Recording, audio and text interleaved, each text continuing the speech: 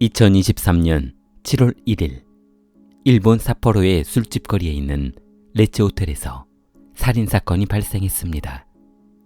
시신이 발견된 과정은 신고가 아닌 호텔 청소 도우미에 의해 발견되었습니다.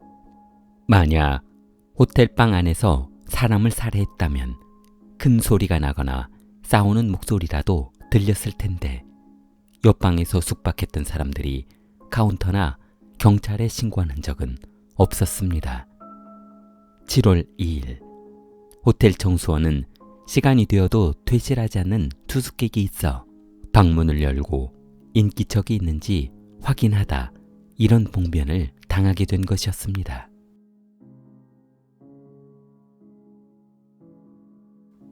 (2023년 7월 1일) 오후 10시 50분 한참 손님이 많을 시간대에 한 쌍의 연인 손님이 레츠 호텔로 다가왔습니다. 인근에 나이트클럽이 있어 그곳에서 눈이 맞은 손님들이 자주 찾는 곳이었습니다. 호텔 직원은 이 한 쌍도 클럽에서 만나 호텔을 찾은 것으로 생각했습니다. 그런데 이상한 것은 남성과 여성이 아닌 두 명의 여성 손님이었습니다. 한 명은 아주 어린 앳된 여성인 반면 또 다른 여성은 화장을 짙게 하고 과하다 싶을 정도의 화려한 복장을 하고 있어 누가 봐도 40대 이상으로 되어 보였습니다. 클럽에서는 이벤트 행사로 오후 4시부터 10시까지 진행되었으며 호텔은 클럽에서 약 250m 떨어진 곳에 있었습니다. 그런데 호텔에 들어온 손님 중 한 여성의 복장이 아주 특이했습니다. 상하 세트의 옷이었는데 우주복과 같은 은빛 광채가 빛나는 의상과 검은색 스타킹을 신고 있었습니다. 호텔 관계자는 요즘 동성연애 손님들이 느는 추세라서 크게 이상하다고 생각하고 있지는 않았다고 했습니다. 두 사람이 호텔 방으로 들어가고 정확히 3시간 뒤인 새벽 2시 CCTV에 레츠 호텔 현관문을 나서는 한 여성이 발견되었습니다. 그녀는 커다란 검은색 의류 가방 같은 것을 끌고 갔는데 마치 약속 장소로 끌고 가는 것처럼 머뭇거림 없이 한 방향으로 가방을 끌고 갔습니다. 그러자 10여 미터를 걸어가던 그녀는 대기하고 있던 승용차에 올라탄 것이었습니다. 대기하고 있던 자동차는 그녀를 태우자마자 곧바로 출발해버렸는데 CCTV에 녹화된 영상 속의 운전자는 중년의 남성이었습니다. 경찰은 영상이 기록된 차량을 조사해보기로 했습니다. 그리고 호텔 내부에서 최초 목격자인 호텔 청소 도우미를 불러 사건 발생 당시의 상황을 들어보기로 했습니다. 청소원은 청소를 위해 사건이 발생한 호텔 방문을 열고 들어가는 순간 욕실에 피가 흥건한 것을 보고 너무 놀랐다고 했습니다. 처음에는 너무 놀라 정확하게 확인하지 못했었는데 남성으로 보이는 시신이 머리가 없어진 것이었습니다. 청소원은 사건을 그대로 보존해야 할 것 같아 곧바로 경찰에 신고했다고 했습니다. 경찰은 호텔 방 안에 벗어져 있는 옷들을 보고 의문이 들었습니다. 사망한 사람은 남성인데 왜 치마와 탱크탑 그리고 여성 속옷들이 벗어져 있었는지 그리고 소지품에는 온통 여성용 화장품이 가득한 것인지 이해가 되지 않았습니다. 어제 저녁 호텔 CCTV에서는 분명 두 사람이 호텔에 들어올 당시에는 여성 2명이 입실한 것으로 기록되었습니다. 경찰로서는 도저히 이해할 수 없는 부분이었습니다. 그렇다면 사망한 남성은 여장을 한 남성이었던 것 같았습니다. 피해자의 사인은 과다출혈에 의한 사망이었습니다. 흉기에 찔린 상처가 가장 치명상이 되었으며 살해 후 머리를 절단한 것으로 보였습니다. 그런 후 잘려진 머리를 들고 호텔을 빠져나간 것으로 생각되었습니다. 경찰은 호텔 앞에 기다리고 있던 승용차를 생각해보면 처음부터 이 모든 것이 계획된 것인지 아니면 동행했던 여성이 남성을 살해한 후 누군가를 불러 돌아간 것인지는 알 수 없었습니다. 사건은 얼마 전 2023년 5월 스스키노의 한 클럽으로 거슬러 올라갑니다.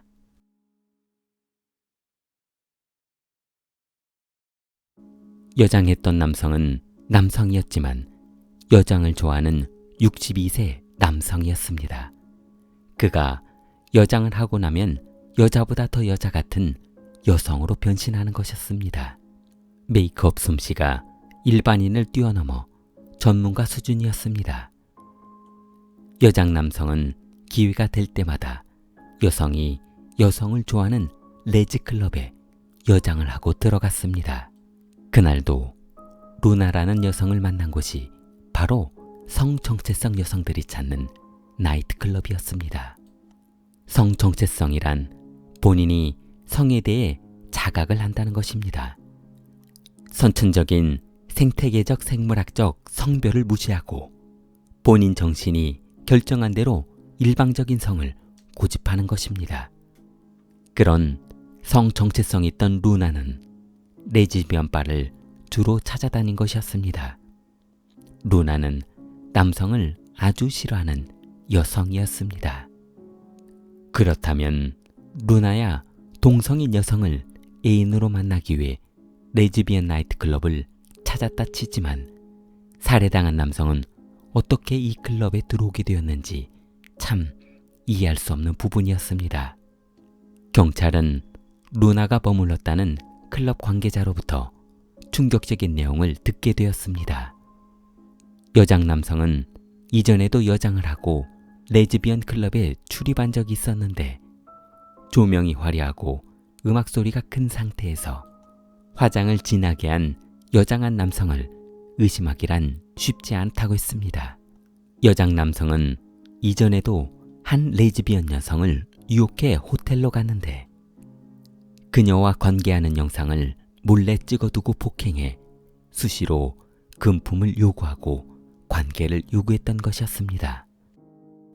그래서 인근 레즈비언 카페에서는 출입을 정지하거나 요주의 인물로 주의하고 있는 인물이라고 했습니다.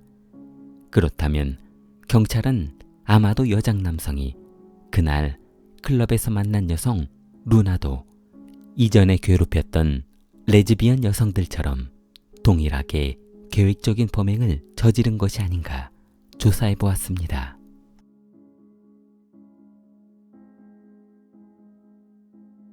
경찰은 조사 결과 사건의 시작이 2023년 7월 1일 두 사람이 클럽에서 만난 것이 시작이 아니라는 것을 알게 되었습니다.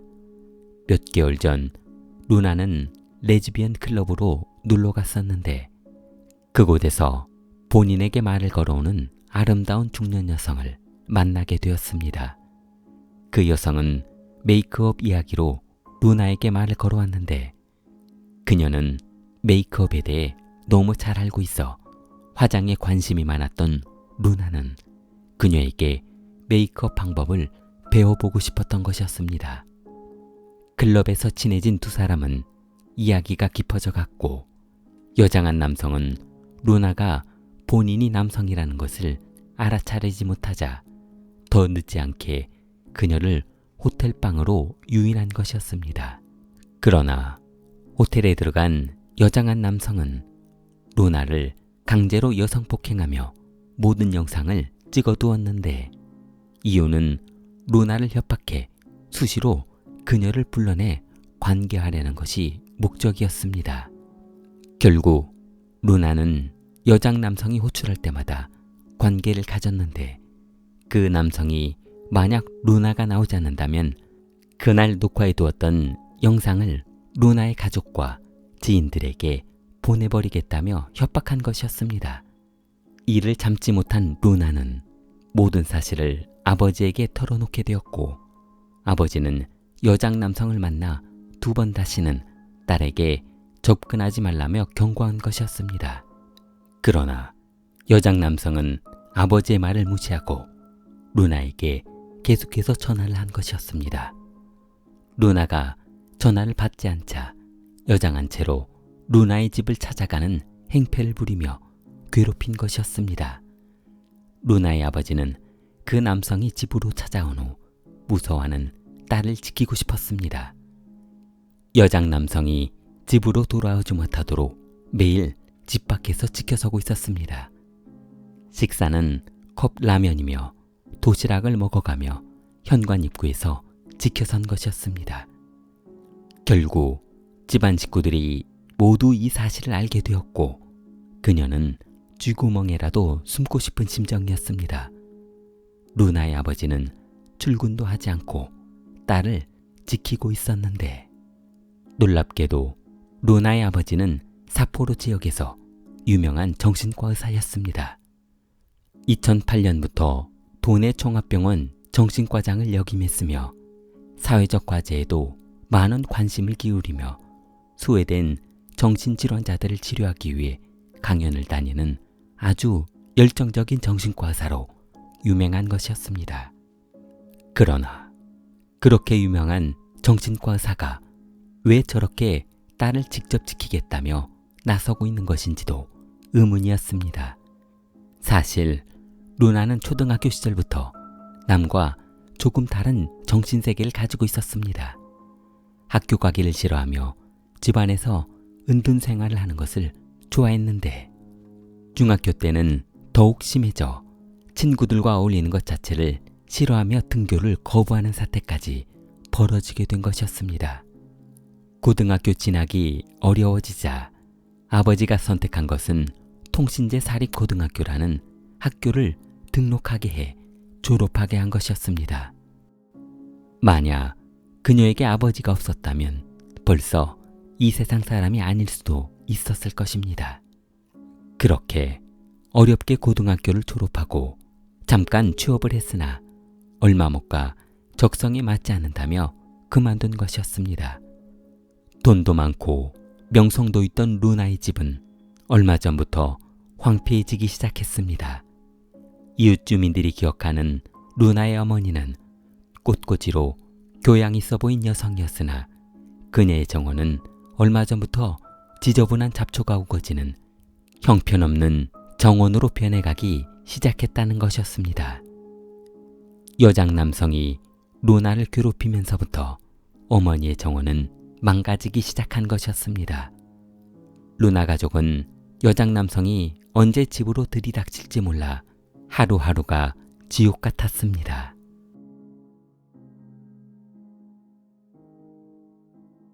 사건 발생 후 3주가 지난 7월 24일 경찰은 레츠 호텔 앞에서 녹화된 영상을 기반으로 사건 당일 새벽 레츠 호텔을 나온 여성 루나와 차량에서 대기하고 있던 아버지를 강력한 용의자로 검거해 조사했습니다.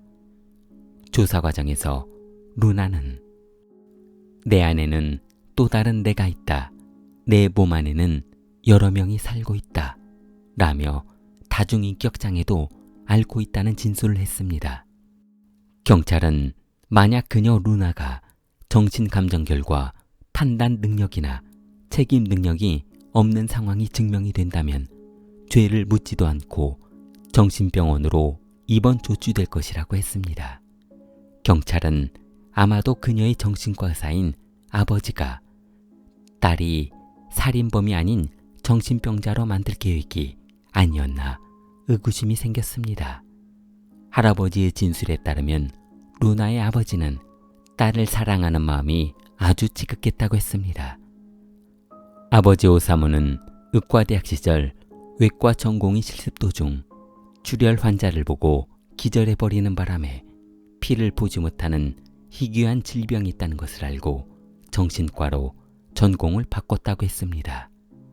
그의 딸도 아마 아버지의 영향인지는 모르겠지만 어린 시절부터 조그만 충격을 받아도 발작을 일으키곤 했는데 아버지는 간질이 있는 딸을 지키기 위해 모든 것을 버리고 헌신할 수 있는 훌륭한 아버지라는 것이었습니다. 수사관들은 호텔에서 사망한 여장 남성의 머리를 찾기 어려울 것으로 생각했습니다. 그녀의 아버지가 의사였기 때문이었습니다. 그가 마음만 먹는다면 어느 누구도 찾지 못할 것이 뻔했기 때문이었습니다.